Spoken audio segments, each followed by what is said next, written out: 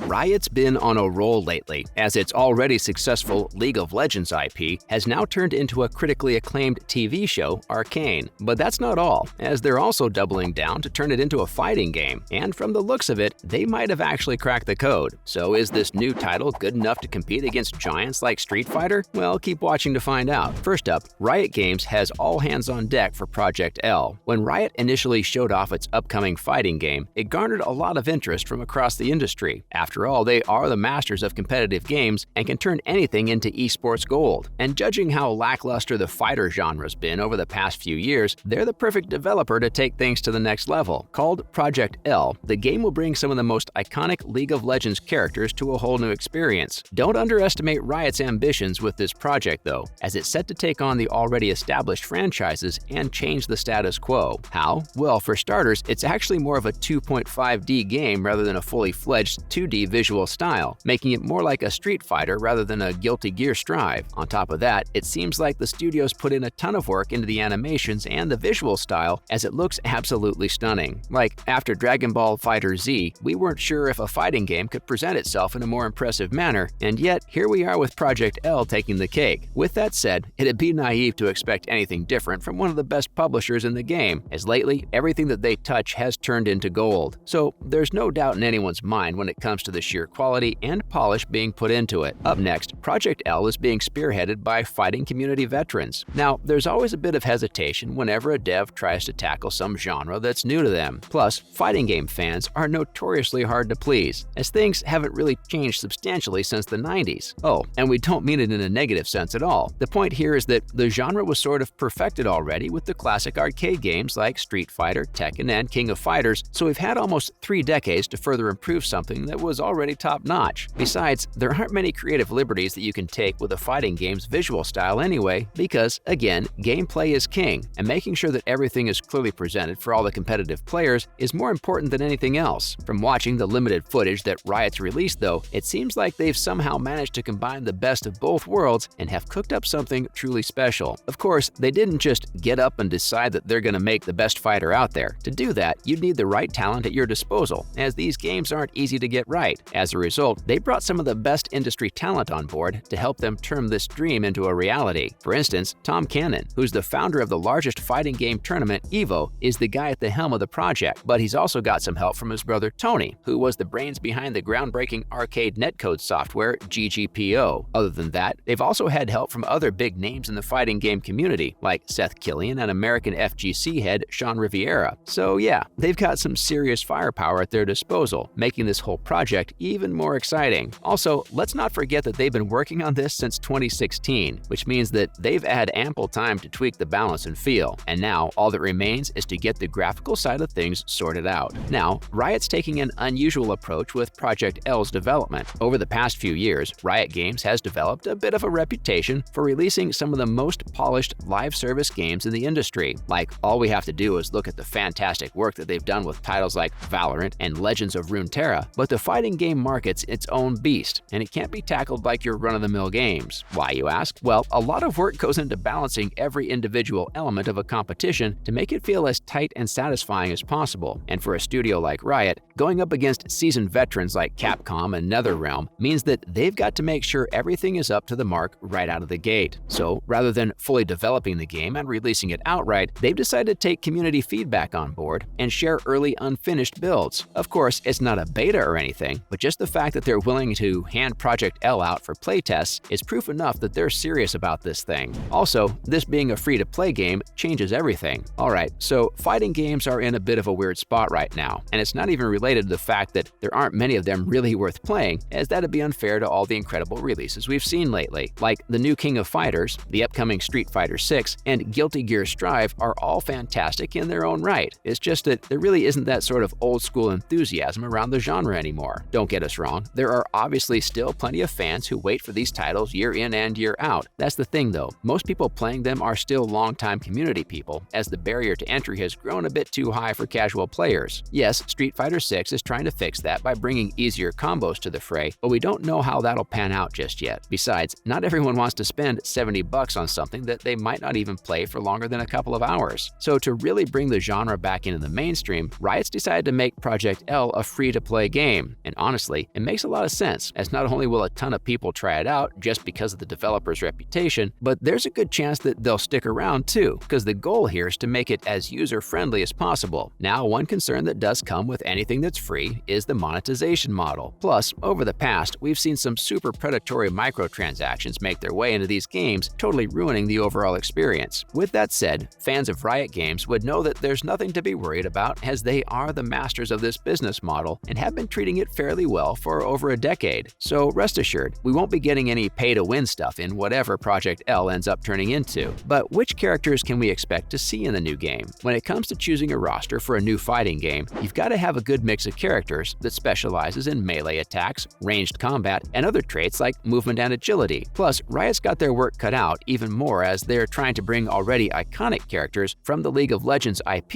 into this. We mean, not having to develop original characters might seem like the easier thing to do. Having said that, you've got to consider the fact that these heroes weren't designed for fighter in the first place. So Riot's got to be creative here with abilities, animation, and classes. Now, we don't quite know what the full roster looks like, but we've still seen at least half a dozen heroes that are confirmed to be in Project L. These are Ahri, Darius, Echo, Illaoi, Jinx, and Katarina. Oh, and interestingly enough, you'll be able to pick 2 of them for a match and swap them around, kind of like Tekken Tag or King of Fighters 15. In terms of their gameplay variations though, you've got Darius getting his axe out during combat, with a hero like Ahri using projectiles instead. So yeah, we've definitely got weapons here. And finally, what's the expected release date for Project L? Now, we've already mentioned how Project L's been in development since 2016, so it's definitely in full production right now. In fact, we wouldn't even be surprised if Riot's putting on the finishing touches on the game's core experience. With that said, they haven't actually announced an official release date yet, which probably means that we shouldn't expect to see it anytime this year at least. Plus, all the behind-the-scenes prototype footage also shows that Riot's still got some animation and visual stuff to work on. But then again, all the gameplay stuff's been seemingly finished already, and they've also done some behind-closed-doors playtests. So there is a small chance that we'll at least get a closed beta sooner rather than later, with the final release coming sometime next year. That's a wrap for this video. Do you think that Riot's Project L will become a staple of the fighting game genre? Let us know in the comments below. Make sure to give this video a thumbs up and subscribe to our channel for more videos like this. See you in the next one.